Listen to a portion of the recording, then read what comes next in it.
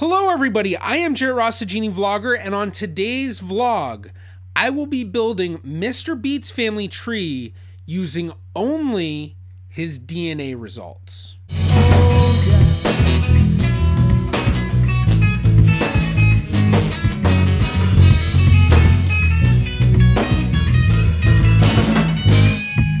So now how do we determine what's the best way to go? Because basically what we're using this for is, where are we going to expect Matt to show up in this family tree? So from here, I kind of want to analyze what's likely, what's not, what can we clean up to get a better idea of what's going on in this what are the odds analysis. So starting out, we're looking up here at the top, and honestly, I don't think there's any way that Mr. Beat could be born here if, you know, we're looking at 1907 here. This could be, you know, or let's see, we know when Casper and Neppy were born. So 1861, 1870. So we go back. So 1861, 1870 was when they were born. So that parent would be well before 1857. So you can see how that about isn't very good all the time. Or not very good, but isn't always correct. So we're going to take that out. So we're looking, this one's probably more like 1840s maybe early 1850s if it's through Neppy's side. So then their kid, it's just doubtful that either of these. So we're going to take both of these out. So that's clean that up, and I'm going to delete just this person. When you've got one of those, make sure you click delete just this person, otherwise it'll delete everything and then you have to start over. So now it's already looking a lot cleaner. Now we determine, do I think it's gonna be through here? Now I should note, some people may notice it says unknown sibling and then unknown half sibling. So what it does is it actually has the ability to determine half siblings. So what we're going to do, actually, just to make sure that it knows that that's what we're saying and it's actually going to color code it, we define half siblings. And well, this one, the half sibling, is a half sibling to the full sibling. So we do that and we see purple and yellow, both of them purple. That just kind of color codes it, makes it a little easier. But the question is, do I think someone born in 1981 could fit here in any of these hypothesized spots? Personally, I really don't think so. You know, even assuming, let's say one of these is a sibling of theirs that was born in like 1880, or even 1890. Let's say they had a kid who had a kid when they were 40. So let's say every 40 years for a generation. So 1890, 1940, 1980. Okay, it's a stretch, but it's a possibility. So we'll just leave it in there because it is a possibility. But then we have all of the other ones added in, and now we want to go to clean up the more recent generations. Now, do I think that there's someone all the way down here? I know the ages of these people. There's no way that Matt was born over here. So we're just going to delete that. And that's going to delete all that. Could it be that there's some sort of unknown half sibling that Matt would then descend from? Maybe, 1907. I forgot when her first children were born. I have a lot of information on them. And so, maybe if when she was really young, she did. So let's say, some kid born 1924, when she was 17, then maybe 20, so, okay, yeah, it's possible, but it's kind of it's basically a lot of generations having children very young. So very doubtful he descends from Margaret Helen, but it's possible. So we'll leave that up. Then same thing for Ethel right here. No way that he's all the way down here, knowing how old all of these people are. So delete that. But with the other possibility, just like over here, well, this one we can delete. We know that. But same with the half sibling. So more like if there is if he does descend from either Margaret or Ethel, looks like it's more likely going to be Margaret, but not much. And that actually brings me to say, when we're looking at the scores in Watto, this does not necessarily mean that, when you have a score of 14 and a score of 11, that, oh yeah, this one's way more than hypothesis 2. It really is negligible. The best way to look at it is the next best score should be about 20 times stronger than the previous score. And anything less than that, it's there is a bit more confidence, but the confidence isn't really that much stronger. So I know a lot of people can kind of misread that when it comes to this. So that's one thing I do want to mention with it. We're looking here too. We have an unknown sibling for Ethel. Could likely be through here. This would definitely make sense. Unknown half sibling, same thing, and then we're keeping this. So now how do we determine what's the best way to go? Because basically what we're using this for is, where are we gonna expect Matt to show up in this family tree? The best way to look at it, in my opinion, is first we determine what's the most likely generation that Matt was born into, or sometimes what are the two most likely generations. So knowing the ages of the family tree, most of these folks were born in the late 1800s, early 1900s. Most of this generation was born, I think it was about 1920s to 1940s. Most of this generation was born like 1960s to 1980s. And then this generation would probably be, depending on whatever, we're looking at maybe like 1980s to 2000s. So Mr. Beat's going to probably be in one of these generations. More than likely, I think he's going to be descending from one of the siblings of Margaret and Ethel. And even more than likely, he's probably going to be a great-grandchild of that child of Caspar and Neppy. So that means we're going to want to build out the siblings and build them down to their great-grandchildren. And then that gives us the best possibility of connecting with other clusters. So now that we've built this cluster, and I've gone through and I've already went ahead and built the family tree using this. I'm not going to show that because there's just too much stuff I'd have to make private. Now we're going to look at another cluster. And for the other cluster, I ended up finding that there weren't any very close relations. But I should note that this is the match. This cluster has the match that has the X match. So we know the relation is through X chromosome related lines. And I found that there were a few other matches matching this same person that shared the family name of Schmidt. And what I also noticed was that Schmidt name, in that case, for this match, as well as the other matches which shared X chromosome DNA as well, they were all through lines we should expect a match if someone is sharing X chromosome DNA. But being that this one match that's 164 centimorgans is the only one that's significant, the next closest one I think was about 27 centimorgans, because we'll have it in the Watto tray.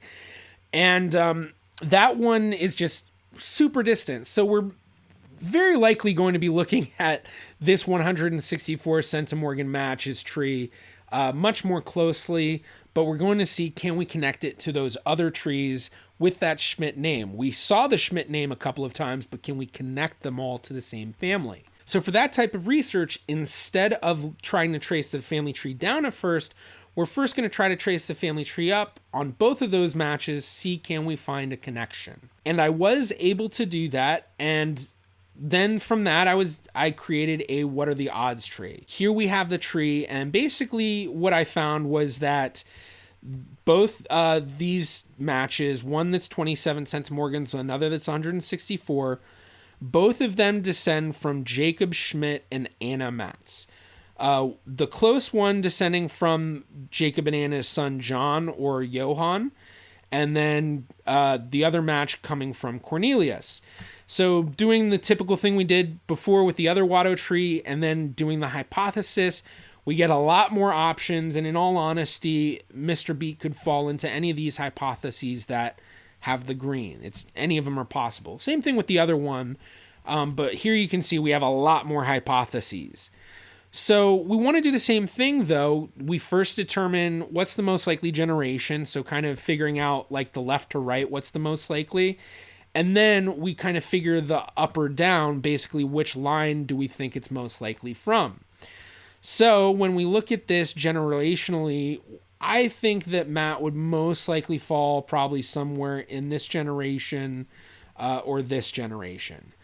So then looking at the highest hypotheses out of those two, we're getting them right here. So basically, one hypothesis is that it's another child of Eugene, so a sibling of Pauline, is who Matt descends from. The other is that Matt actually descends from Pauline, but that would be through a child she had who was with a different man than would be with Lillian. So do we think that that is a possibility, the unknown half-siblingship? It's possible. Paper trail seems to indicate that she didn't have any other children with any other people. But of course, the paper trail isn't always right, and DNA has proven that over and over and over. So I'm going to focus on this hypothesis 16. I think that Matt descends from Eugene. So what are we going to do from here now? We're going to focus on building that family tree for Eugene. So we have the match, Lillian and Pauline. We're going to go back to Ancestry. We know the father is Eugene. So we're going to put in Eugene Schmidt. And we're going to do the typical stuff we were doing with all of the hints and just kind of building it out, but we're also building it down. And of course, we get all these lovely photos, and saving them is great because then it's going to show up on your tree. I don't know if Matt or any of his close family members have seen these photos, but you can see that a lot of people have cool photos. And this is one of the cool things about doing genealogy in this day and age. People can share their photos, and then those photos are available for all sorts of other family members. I will say there is some controversy with that, though, in the fact that a lot of people aren't necessarily the happiest of others copying their photos into their family trees or sharing their photos on other websites or all sorts of other stuff. Unfortunately, when it comes to the true copyright of things, once you put that up, people have the legal ability to do that. Just because copyright copyright law for a lot of these photos puts it in the public domain. For anyone who wants to learn more about copyright law, especially in terms of genealogy and stuff, I highly suggest looking up a talk from Janice Sellers. I don't know what it's called, but she has a great explanation of how it all works and when you're taking risks and when you have, legal rights to use stuff and all of that. We're not going to focus on that anymore. We're going to look at the records and tracing it down. So we have Find a Grave. In the last season, we looked at Find a Grave, and it's a great place for lots of information. And wow, look at all of that. So we build all of that out. We say yes, and we add all of that in. And boy, is that a lot. Now, remember, we are still doing quick and dirty trees. We're not necessarily verifying it. But one thing to remember when doing this kind of work is that when you are verifying stuff, the context of where things are coming from will have a change in what you can trust about it. So knowing that it's coming from Find a Grave, often Find a Grave is very trustworthy because most of the time there's an actual gravestone or a record or something for why that was created. Not always, and so when you do have Find a Grave information or records, you still want to verify it when you're trying to have a true family tree. But when we're doing these quick and dirty trees, obviously it's just kind of add and add and add as much as you can and build it out, see if you can find those connections. So really what we're doing here, we have that family tree built out for that first cluster. Now we're focusing on the second cluster with the Schmidt family. I think that they descend from Eugene. And so building out Eugene's family, building it down, we're going to try to see, can we find a place where there is a marriage between the Schmidt family and a marriage between that Leapst-Rogers family. And out of all of these children of Eugene and Mary, I noticed a name that I had actually found in the family tree for the other cluster, and that was the name of Rausch. Now, it's coming up as her last name Rausch instead of Schmidt, which usually in Ancestry you put the birth name or the maiden name or whatever you want to call it. And here we know that her father is Schmidt, and so we would expect her to be a Schmidt. So we can assume that her husband is a Rausch and she was a Schmidt. And when we pull up the hints, we're going to see that's basically the case. All we have to do is we have to find the right record that lists that she's a Schmidt. Did I pass it already? Here we go. So here is how we know that she is a Schmidt. So we see Stella M. Rausch. Now, this is a great record set, U.S. Social Security Index. A lot of people, I think, are blown away by this because, hey, look, it's her Social Security number. Privacy concerns. But in reality, For anyone who knows how the Social Security system works, there really isn't any fear. Once you've passed away, your Social Security number becomes public. And this is actually a great record set because often this gives family names and we see, hey, Stella M. Rausch, Father Eugene Schmidt, Mother Mary Kaplan. We know it's her. So yes, we're going to say yes. We're going to change her name to Rausch, or not Rausch, sorry. We're going to change it to Schmidt, and we see it's an option. We know that's her birth name. September 29th, that matches up. I'm not going to change it. It's different just because of the location. Des, same. So we're just going to do quick adds in for this. Boom, boom. Oh, I did want to change the mother's name to Kaplan, but we're not going to worry about that. So we have that added in. We know that her husband is Rausch, so we're going to want to go ahead and find records with Rausch and her husband as well as their children. So, and then, okay, there we go. 1940 census. Perfect. And it looks like we have Stella. Her husband is Theodore. I think he was in the last census. So we're going to say yes. Add in all of this lovely information. And now here are their children. So we're going to get all of those children added in. Now from here, having added all of this in, I was able to actually confirm that one of these children married one of the children from the Leipst family tree.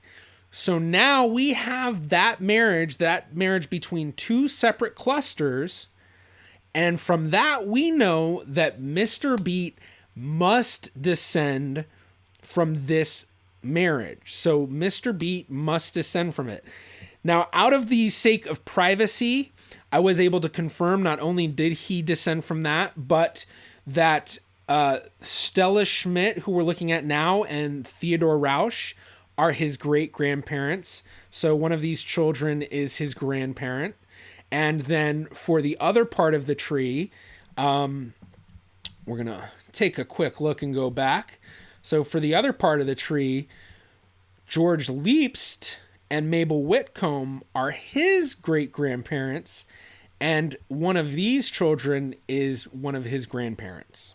So this is exactly what we want, because now we have it brought down very, very specifically. And not only that, it all matches exactly what we were expecting based on the what are the odds analyses. So from here, using this, I built a tree which we will then, for the future episodes, be working off of as we dive deeper into Mr. Beat's tree. Now, he supplied me a whole bunch of information that I have not looked at yet because I did not want to, I want to say sully. I didn't want to like poison my information or just, I wanted it to be authentic in how this was done. So I will be looking at that information now because there are a few things that he has asked me to look into specifically that I think will be very interesting topics as we go along. But before we end the video, I do want to show now the family tree that I was able to determine using only this information, and knowing that the last name was Beat allowed me to identify, because I knew the grandparents. All I really had to do was find that Beat name connected to the grandparents, and then I could determine which child of theirs was his parent. And using all of that information, I was able to create this pedigree at this point. And you can see I started to put some pictures in, and then it was like, I'll just, I won't worry too much about it. But this gives us a great jumping off point for our future research. Well, thank you so much for checking out this video. I do hope that you enjoyed. If you did, please be sure to give it a thumbs up. That really does help me out. As well, if you'd like to get access to my content early, or even more, get access to exclusive content, please be sure to become a patron of mine on Patreon. And not only will you get access to all of that exclusive and extra content, but you'll also be helping support my channel. If you'd like to subscribe, you can click right about here to do so. It's completely free. And you can also follow me on Facebook, Twitter, or Instagram @GenieVlogger. I'm the Genie Vlogger. I'll see you in my next video.